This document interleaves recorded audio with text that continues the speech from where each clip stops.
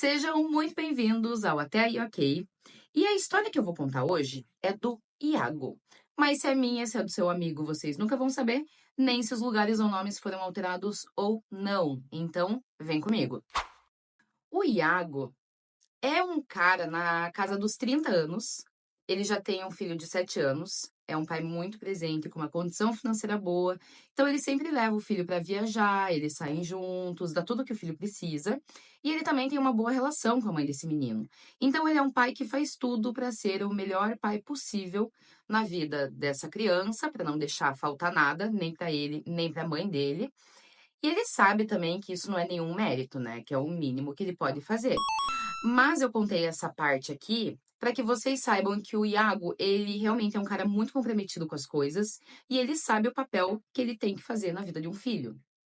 Ele é um cara solteiro, com uma boa idade, uma vida financeira folgada, e ele arca com todas as responsabilidades que ele precisa, e ele também gosta de fazer academia, se cuidar, gosta de curtir a vida aí com as mulheres. No meio do caminho ali, vivendo a vida boa dele, ele reencontrou uma amiga que era de infância, a Camila. E a Camila vem de uma família bem rica, bem folgada financeiramente, porque eles têm uma marca de vinhos bem grande, bem conhecida ali da região. E eles se tornaram muito amigos, né, depois que eles se reencontraram. Só que essa amizade entre eles foi evoluindo e foi virando uma amizade colorida. E depois de quase um ano, eles começaram a se envolver. Então, eles não tinham um relacionamento, mas eles estavam sempre marcando encontro para se ver e todo mundo sabe aqui fazer o quê? Questão de pouquíssimas semanas, tipo 2, 3 semanas que os dois estavam juntos, o que que aconteceu? A Camila engravidou. Como que ela contou isso pro Iago? Ela mandou uma mensagem para ele, dizendo de uma forma bem prática. Olha, Iago, eu tô grávida, eu já sei que é um menino, e eu tô indo mês que vem pro exterior fazer um enxoval dele. Você sabe que problema financeiro eu não tenho, então eu vou deixar você livre para assumir ou não esse neném. E se você assumir, tem uma condição aqui que eu quero impor. Eu não quero que, em hipótese nenhuma, o rosto desse bebê vá para a internet, porque a internet hoje está muito perigosa. E eu acho que é ele quem tem que decidir quando ele crescer se ele quer ou não ser exposto. O Iago, como ele já tem um filho e cumpre muito bem o seu papel de pai, ele nem pensou duas vezes e, obviamente, ele assumiu esse neném e perguntou para ela se ela estava confortável em ficar solteira, porque senão ele assumiria um relacionamento com ela. E tudo bem, porque ele sabe que gestação é uma fase que é complicada, né? Mas ela falou que não se importava de ser solteira, só que ao longo dos meses, ele percebeu que ela, na gestação, começou a apresentar uma certa dependência da presença dele em tudo. Então, que ele estava sendo necessário ali para ela, ela estava precisando mais da presença dele. E nessa deles sempre estarem juntos, sempre conversando e sempre, né, falando sobre o bebê, indo fazer as compras para o enxoval, deixou de existir uma amizade colorida e passou a surgir um sentimento dos dois que foi ficando mais evidente ali na fase final da gestação. Então, os dias foram passando, a gestação estava indo tudo tranquila, Camila morando sozinha e o Iago também. O Iago tem uma casa própria e ele estava morando sozinho. E os dois acharam que não tinha necessidade deles irem morar sozinhos.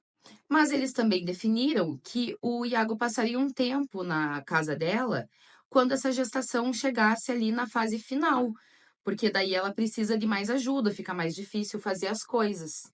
E se fosse o caso, eles até morariam juntos. Só que a princípio, os dois estavam muito bem morando sozinhos, eles se adaptavam bem. Mas teve um dia que a Camila estava ali de 7 para 8 meses, mais ou menos, e o Iago, ele estava trabalhando na cidade vizinha, porque ele era representante comercial dessa região, e ele recebeu uma mensagem da Camila. Ela disse que não estava muito bem e que estava indo para o hospital ali com o pai dela, e que era para ele ir urgentemente para lá, porque o que tudo indicava, o neném ia nascer. Então, o Iago saiu correndo para chegar o mais rápido possível no hospital. E quando ele chegou, o bebê, que a gente vai chamar aqui de Ravi, já tinha nascido. Então ele ficou muito chateado porque ele perdeu esse momento importante. Só que ele também ficou muito preocupado com o bebê ter nascido prematuro. Mas assim, logo ele conseguiu ir para o quarto, conseguiu falar com a Camila, com os médicos, e o bebê já estava no quarto, para surpresa dele. E estava tudo bem. E ele achou aquilo muito estranho, porque como que um bebê prematuro não estava na UTI? Mas ele desencanou e foi viver o momento ali, né? Se dedicou para ajudar a Camila, que estava precisando bastante. O Ravi nos primeiros dias. Os primeiros dias de um bebê não são nada fáceis, né? Uma adaptação para todo mundo. Mas estava todo mundo saudável e passou. A Camila enfrentou uma depressão pós-parto, então para ela foi uma fase muito difícil. O Iago ficou ali dando todo o suporte que ela precisava, e quando o Ravi tinha aí seus 3 meses de vida, eles decidiram morar juntos. Só que o Iago, ele tinha guardado lá no fundo do coração dele, né, aquela pulguinha atrás da orelha, sobre o bebê ter nascido saudável para ter nascido ali na virada de 7 para 8 meses. O tamanho que o Ravi tinha era de um bebê que nasceu de 9 meses. E como que ele sabia disso? Ele tinha referência do tamanho do primeiro filho. Ah, mas são crianças diferentes, de mães diferentes. Mas a estrutura física deles era todo mundo semelhante, tanto a mãe do Ravi quanto a mãe do outro filho dele. Então, teoricamente, a estrutura é a mesma, né? Mas isso também não é uma regra e ele sabia disso. Ele só achou estranho e deixou pra lá. Ele não quis conversar com a Camila, porque como ela estava, né, numa situação frágil, vulnerável, ele não queria conversar com ela, porque é uma conversa difícil.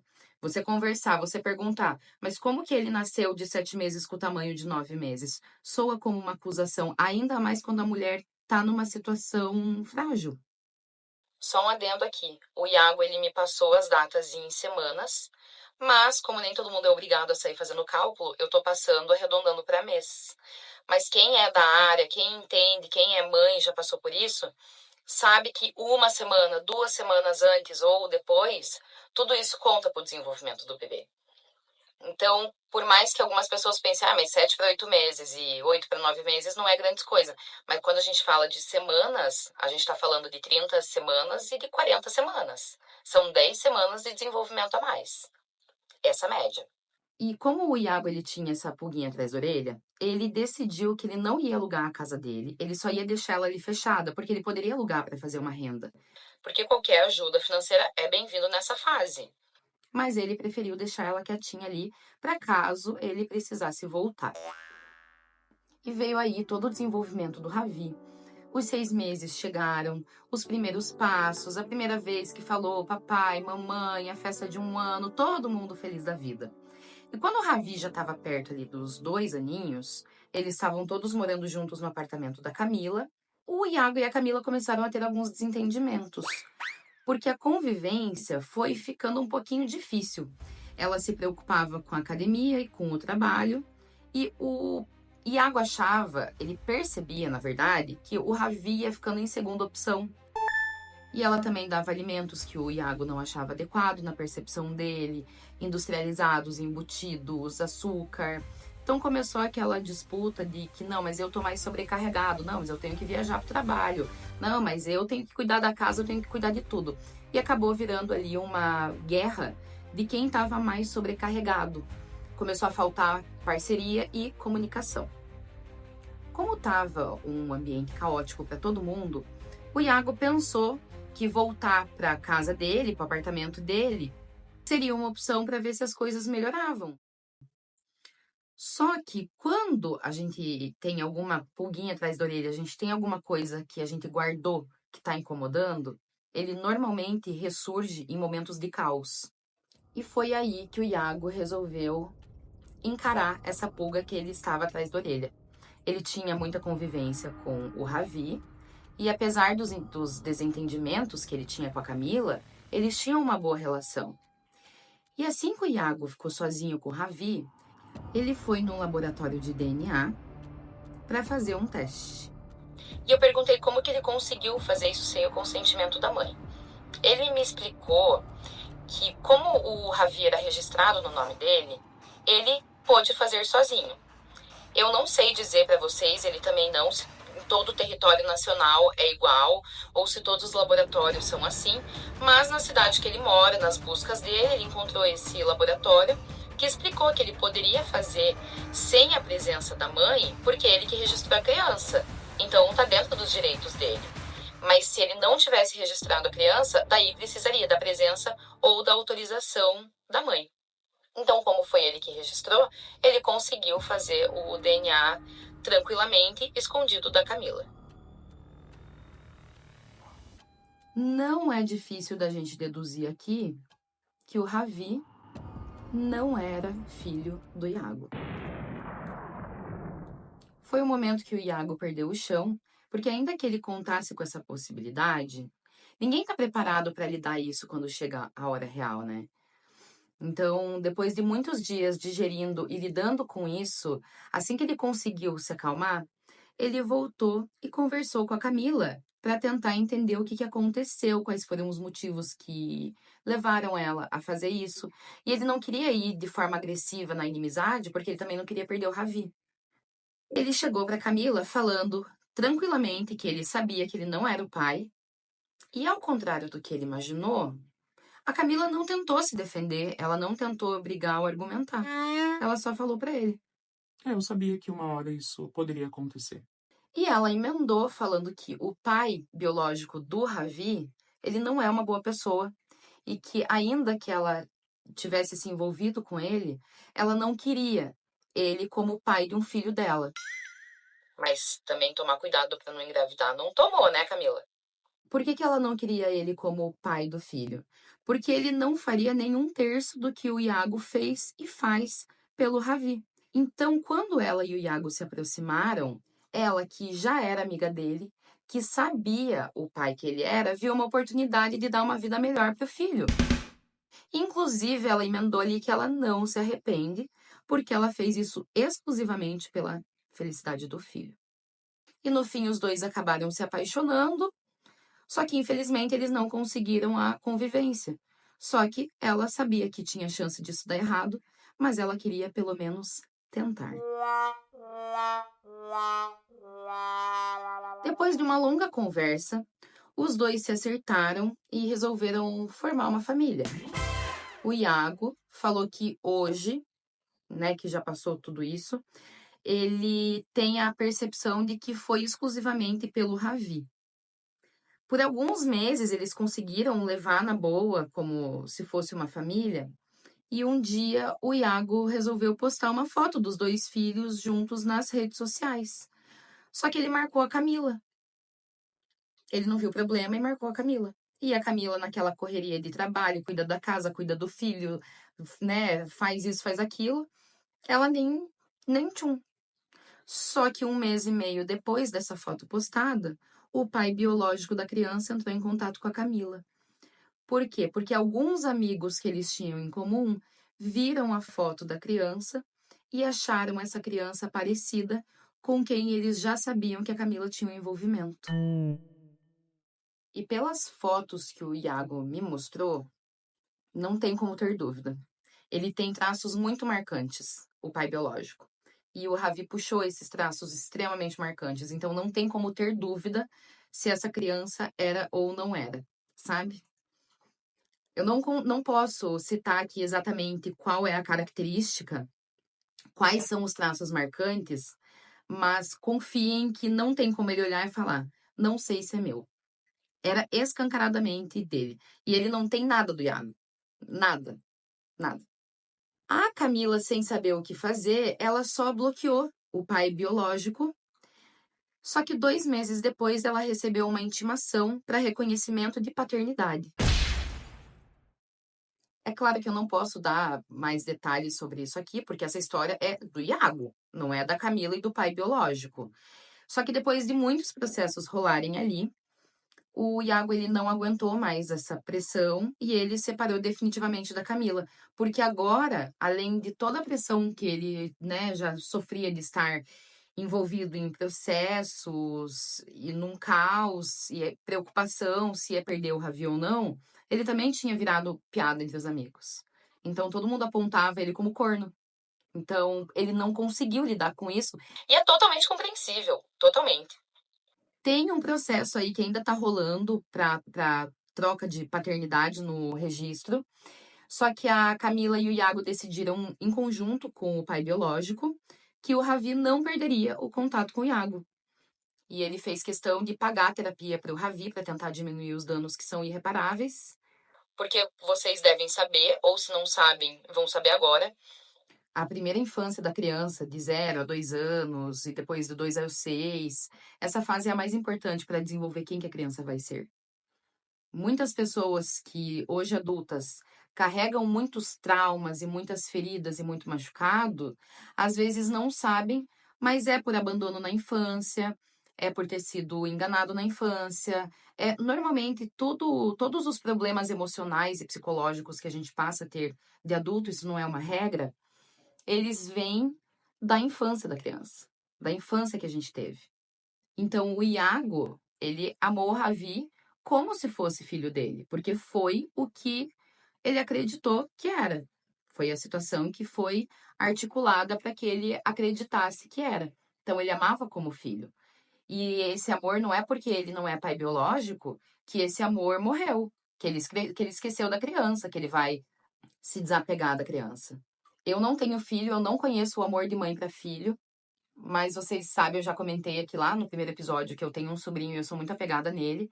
Se hoje eu descubro que ele não é. É impossível, né? Porque minha irmã é minha irmã. Saiu dela criança e ele é minha cara. Então não tem como dizer que não. Mas se por algum motivo eu descobrisse que ele foi trocado na maternidade, que ele não é meu sobrinho, alguma coisa assim, eu não ia deixar de amar ele. Porque foi construído, foi criado um amor por quem ele é. Então, eu nem imagino o grau de dificuldade de ter que encarar e olhar e falar. No fim das contas, ele não tem vínculo nenhum comigo. Ele foi construído um vínculo emocional. Ah, pai é quem cria. Ok, mas é uma bagagem forte para o Iago lidar. E agora, além de ter que lidar com essa situação, ele ainda teria que lidar com o pai biológico. Então, pensa, ele tem que explicar para a família que o filho não é dele, ele ter que lidar com uma separação, basicamente, né, com a Camila, ter que lidar com o pai biológico. Não tem como você se manter intacto depois disso. Não tem como você seguir a vida como se nada tivesse acontecido. Você cria um vínculo emocional e afetivo com a criança, não tem como. E aí você cria como se você fosse o pai, para você descobrir que não é. Pô, é uma traição forte, nervosa. Hoje, o Iago vê o Ravi muito pouco, porque ainda que ele tenha essa intenção, eles sempre colocam obstáculos ali no encontro deles. E ele continua depositando os valores, só que ele deposita direto para a psicóloga, para que não haja possibilidade de usarem esse valor para outra coisa. E a psicóloga não pode passar nenhuma informação pro Iago sobre o Ravi, porque é uma questão de ética, ele não é pai. E agora que estão nesse processo de mudança de registro, ela sabe, obviamente, né? Ela tem que saber tudo que tá acontecendo para saber como conduzir essa questão do Ravi, porque ele é pequenininho. E como que faz terapia com uma criança de 2, 3 anos? Agora já tá um pouquinho maior. Mas mesmo assim. Então ela tem que saber para que ela saiba como conduzir de uma forma lúdica e para que ela consiga acompanhar o desenvolvimento aí desse menino que tá pagando o preço que não teve nada a ver com isso. O Iago, obviamente, ele lamenta muito o final dessa história. Ele faz terapia também para tentar tratar todos, né, esses eventos aí que aconteceram com ele. Só que ele tá perdendo o Ravi cada vez mais, ele tá cada vez mais distante e ele sofre muito com isso. E não tem terapia que tire essa dor dele. Ele tem esperança de que o Ravi em algum momento cresça ou que as coisas se acalmem e ele consiga a ter contato frequente. Só que ele também não sabe se isso é o melhor para todo mundo. E aí ele tá seguindo a vida dele, pagando a terapia e esperando quais são os próximos capítulos dessa história. Eu não imagino como tenham sido os danos aí pro Iago, porque como eu falei, se eu descubro que meu sobrinho não é sobrinho, imagina um pai descobrindo de um filho. Eu não sei o que eu ia fazer, porque meu sobrinho só tem 1 ano. E mesmo sem falar, sem nada, ele tem as características dele, as marcas dele, que eu sentiria muita falta que outra criança não tem. Uma criança não vai substituir a outra. Eu entendo que ninguém é insubstituível, mas uma criança não vai substituir a outra. Tipo, vou ter mais um filho, então, que ele ocupa o lugar do Ravi. Não vai. O Ravi tem as peculiaridades ali que são dele. Mas eu acho que, pagando terapia pro Ravi, eu acho que diminui um pouco dos danos. Eu até acho que ok. Não sei até que ponto que o Iago tem essa obrigação. E por mais cruel que isso possa ser para a criança, eu acho que o Iago devia se afastar 100%. Devia se afastar totalmente. Se os pais dele estão decidindo afastar ele do Ravi, quem é ele para não se afastar? Então é torcer para o Ravi esquecer quem que é ele, não sentir falta dele e deixar para lá. Cada um lida com a sua dor, cada um lida com a sua situação, e é isso. Camila, eu não sou mãe, então eu também não entendo a Camila ter decidido que ela ia optar pelo que fosse melhor pai para o filho dela, mas ela não imaginou que se a casa caísse, como que o Iago poderia reagir? Que consequência que o Ravi pagaria com isso? Então, ao mesmo tempo que ela se coloca como uma mãe que zelou pelo filho, ela também se colocou numa pessoa como uma mãe egoísta. Ela foi muito egoísta e muito imprudente. Porque se essa criança só descobre se só cai a casa, só caiu a casa porque ele postou uma foto nas redes sociais. E aí a gente entende o porquê que ela não queria que ele postasse, porque ela sabia que ele era a cara do pai. E ela não imaginou que isso poderia acontecer com o Ravi tendo 15, 16 anos, que é uma adolescência, que é uma fase terrível, e aí ele poderia se revoltar e fazer um monte de coisa. Eu achei que a Camila não sou mãe para dizer que ela fez o certo, fez o errado, se fosse eu no lugar dela. Eu, com certeza absoluta, no lugar dela, não teria feito isso. Não tô julgando aqui, mas a questão é que, na tentativa dela fazer o melhor pro filho dela, agora ela destruiu a vida do Iago e destruiu também ali a infância do filho. Porque agora vai chegar um outro estranho tendo que conviver. E como que vai explicar que ele é pai biológico? E as fotos que o Ravi tem pequenininho com o Iago? Foto do dia do nascimento, foto do aniversário de um ano. Ele vai crescer, ele vai querer ver. Como que vai explicar? Então eu acho que a intenção da Camila pode ter sido boa, pensando no filho, mas como eu já disse aqui em outros momentos, de boa intenção o inferno tá cheio. Acho que foi muito imprudente. E eu espero que o Iago consiga se reconstruir aí, consiga seguir a vida. É a tal da resiliência, né? A gente voltar a seguir a vida do jeito que a gente seguia antes de todas as merdas acontecerem. Então, espero que o Iago consiga se recompor. Mas é uma história triste. E também nem sei o que eu acho melhor. Aliás, melhor não tem como achar, menos pior. Se o menos pior seria agora, enquanto ele é pequenininho, ou depois, quando ele já é maior e tem maturidade para entender. A questão é que quando as coisas têm que acontecer, a gente não tem o controle da idade. Você tem controle de contar para a criança quando a criança é adotada, por exemplo, aí você pode decidir se você vai contar ou não. Agora, nesse caso, era uma situação que não tinha como escapar. Achei essa história bem trágica para todo mundo, acho que todo mundo saiu perdendo por causa de uma mentira desestruturada que a Camila fez. E ela teve tanto tempo para pensar, para fazer isso, sabe? Por mais que pense, não, ela com 2, 3 semanas ali, ela já falou para ele que ela estava grávida, ela só teve essas 2, 3 semanas. Eu não acho que ela poderia falar para ele durante a gestação toda.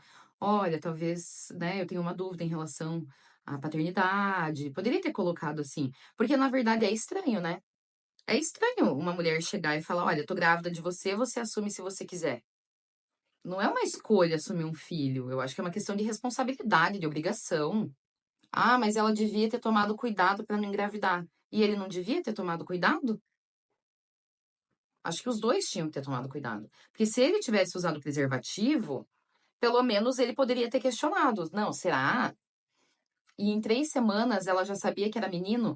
Tá, tem o teste de sexagem que você faz em laboratório. Eu não sei com quanto tempo pode fazer. Mas também não sei se 3 semanas é o suficiente para saber. Acredito que sim, né? Sexagem é até mais seguro do que ultrassom, porque ele identifica cromossomo X e Y. Então, acho eu que com 3 semanas já deve saber. Porque se o Iago não foi atrás disso também, ela chegar e falar que já é um menino, pra quem já tinha filho, devia saber. Que se for por ecografia, ultrassom, acho que a partir de 4, 5 meses. Isso se a criança não fechar a perninha. Então, é isso. É uma história triste, uma história trágica, bastante.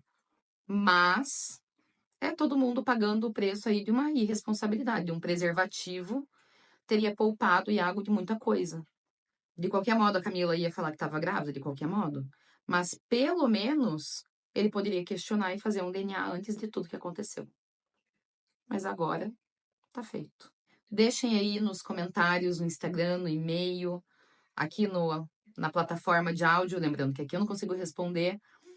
Deixem a opinião de vocês, o que vocês fariam no lugar do Iago, o que vocês acham que podia ter sido diferente nessa história. Mas como eu falei, eu acho que o negócio começou errado, ele vai terminar errado. Infelizmente. E se você tem uma história desse nível que é interessantíssimo para as pessoas que gostam de começar o dia ouvindo uma boa história, mande para o e-mail ateaiook.podcast@gmail.com e me siga no Instagram, @ateaiook.podcast. Até o próximo episódio. Beijo, beijo.